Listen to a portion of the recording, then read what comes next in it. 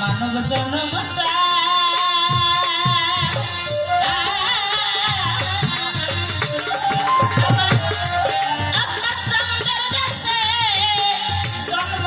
রে যেন তাহার দেখা পা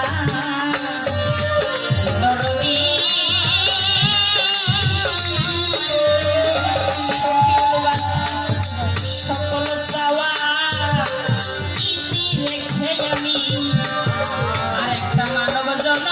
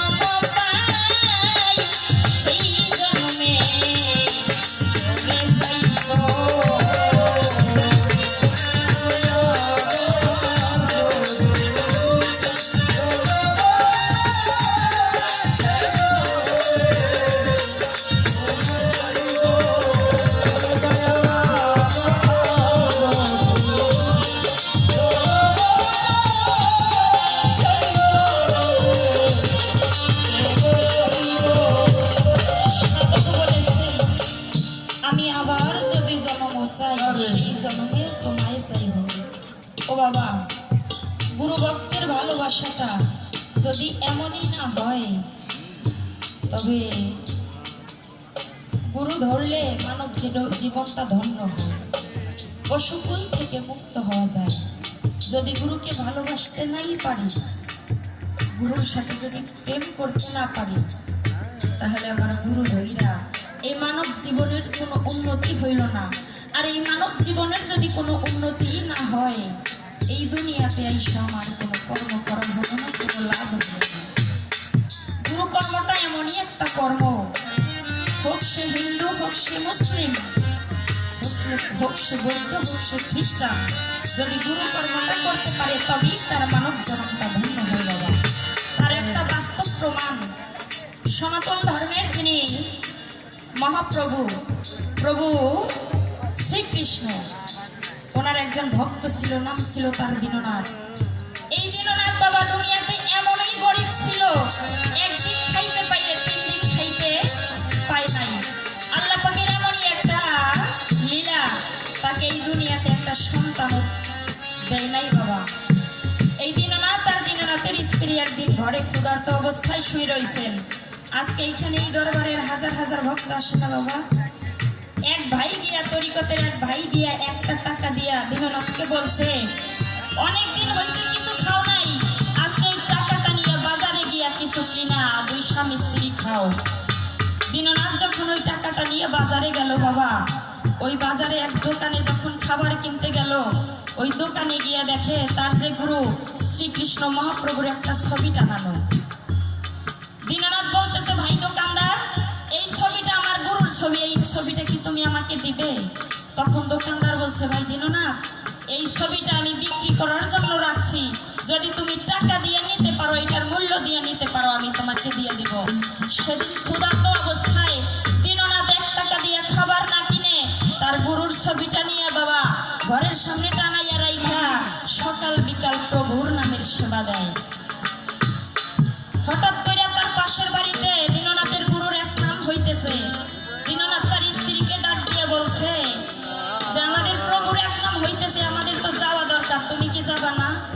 দীননাথের স্ত্রী বলছিল, আমরা তো যাব, আমাদের ঘরে তো কেউ নাই।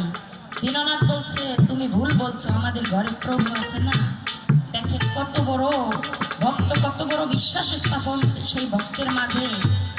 গুরুর ছবিটা ঘরের মধ্যে রাইখা তারা যখন চলে গেছে এক নাম শুনতে,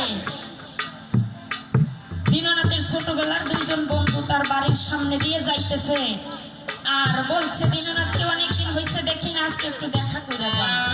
ঘরের সামনে গিয়ে বাবা যখন দীননাথ দীননাথ বইলা ডাকাডাকি করতেছে, দীননাথের কোনো সাড়া নাই। যখন চইলা যাবে, এই মঞ্চে যে একটা বাচ্চা মৌসুমী বাউলের এর মতো 6 থেকে 7 বছরের একটা ফুটফুটে চাঁদের বাচ্চার মতো বাচ্চা আইসা বলে, আমার আব্বার নাম দীননাথ, আপনারা বসেন, আমি আপনাদেরকে মেহমান সেবা করাবো। ছেলেটা দইলা মেহমান দুইজন বসাইয়া লাইকা দোকানে গিয়ে বলে, আমার আব্বার নাম দীননাথ, আমাকে কিছু চিরামুড়ি বাকিতে দেন, আমার আব্বা আসলে দিয়ে দিবে। দোকানদার বলতেছে, দীননাথ এই এলাকার ছেলে, দীননাথের কোনো সন্তানাদি নাই, দীননাথ অনেক বয়স্ক হয়ে গেছো, তুমি কোথা থেকে আসছো? ছেলেটা 2টা হাত জোর করে দিয়ে বলছে, বাবা আমার পরিচয়টা দ্বিতীয়বার আর জিজ্ঞাসা করবেন না, আমার আব্বা আসলে টাকাটা দিয়ে দিবে। ও বাবা, শ্রীকৃষ্ণ মহাপ্রভুর ছবিটা যারা দেখছেন, ওনার 2টা হাতের মধ্যে 2টা বালার চিহ্ন আছে। আমাদের এই মুসলিম ধর্মে এইখানেও অনেকে আছে যারা হাতের মধ্যে বয়লা বা চুরি পরে, আছে না অনেক সাধক লোক। তদ্রুপ দোকানদার যখন ছেলেটা হাত বাড়াইয়া দিয়া ওই দোকানের চিরামুড়ি চেয়েছে, দোকানদার চেয়ে দেখে হাতের মধ্যে একটা স্বর্ণের বালা দেখা যায়। দোকানদারের মনের মধ্যে লোভ যাচ্ছে। দোকানদার বলতেছে, চিরামুড়ি দিতে পারি, তোমার আব্বার নাম যদি দীননাথ হয়, তোমার হাতের বালাটা আমাকে দিয়ে যাও, তোমার আব্বা এসে নিয়ে যাবে। ও বাবা, হাতের বালাটা দিয়া ছেলেটা যখন চিরামুড়ি নিয়ে মেহমান সেবা দিয়ে বিদায় দিয়েছে, পরের দিন সকালে যখন দীননাথ ওই রাস্তা দিয়ে আসতেছে, দোকানের সামনে আইসা তার আর সামনে যাইতে পারে না, হঠাৎ করে দাঁড়িয়ে গেছে। দেখে ওই দোকানের সামনে আইসা এমন একটা সুঘ্রাণ তার নাকের মধ্যে আসছে, বাবা জীবনে দীননাথ কোনোদিন এত বড় সুঘ্রাণ তার নাক দিয়া এইটা নেয় নাই। দোকানের সামনে দাঁড়াইয়া গেল, বলে, ভাই দোকানদার, এমন কি সুঘ্রাণযুক্ত জিনিস তোমার দোকানে রাখছো যে গ্রাম পেয়ে আমি অচেতন হয়ে গেছি, আমি আর সামনে যাইতে পারি না, তাড়াতাড়ি বলো তোমার দোকানের মধ্যে কি আছে। দোকানদার বলছে, ভাই দীননাথ, কালকে না তোমার ছেলে এসেছিল, হাতের একটা বালা বন্ধক রাইখা চিরামুড়ি নিয়ে গেছে মেহমান সেবা দিবে বলে। তখন দীননাথ বলছে, বালাটা একটু দেখি। দোকানদার যখন তার হাতের মধ্যে বালাটা দিল, বাবা দেখে 1 টাকা দিয়ে যখন তার প্রভুর ছবিটা ক্রয় করেছিল, তার গুরুর ছবিটা, তখন 2 হাতের মধ্যে 2টা বালা ছিল। তার একটা বালা বাবা দোকানদারের হাতে দেখা যায়। দীননাথ বালাটা নিয়ে ঘরের ভিতরে দৌড় দিল। ঘরের ভিতরে যখন গেল, বাবা গিয়ে দেখে ছবিটা ঠিকই টানানো আছে, কিন্তু হাতের মধ্যে একটা বালা নাই।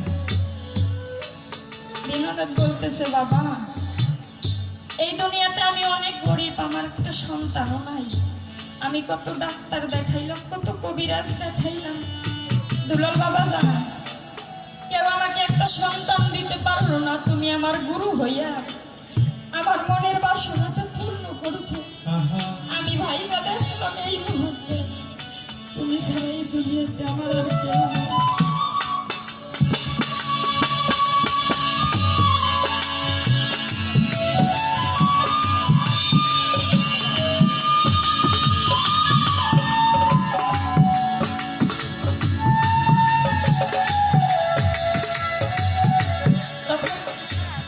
হ্যালো, ওই ছবিটাকে বাবা টান দিয়া তার বুকের মধ্যে নিয়া জড়াইয়ে দইরা বলতেছে আর কাঁদতেছে, বলে, ভাইবা দেখলাম এই দুনিয়াতে তোমার মতো আপন আমার আর কেউ নাই।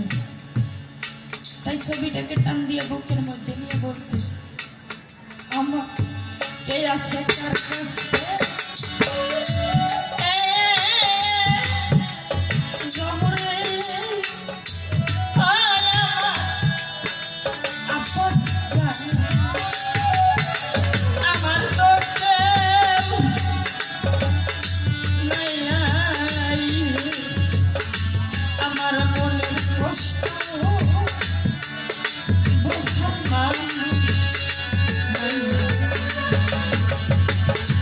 আমার মনের দুঃখ বোঝার মানুষ